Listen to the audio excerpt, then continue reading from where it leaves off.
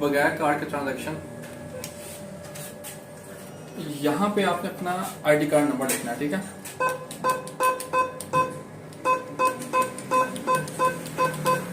यहाँ पे आपने अंगूठा रखना है नीचे, थंब।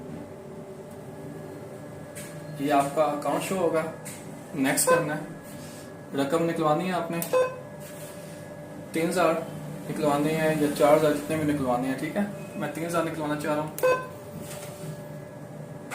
यहाँ पे आपके अकाउंट आ रहे होंगे, जो आपके अकाउंट होंगे, ठीक है। ट्रांजैक्शन सी चाहिए, मुझे नहीं चाहिए, ठीक है। अब इस तरह आपके 3000 निकल आएंगे, ठीक है, कैश काउंटर से काम के जरिए।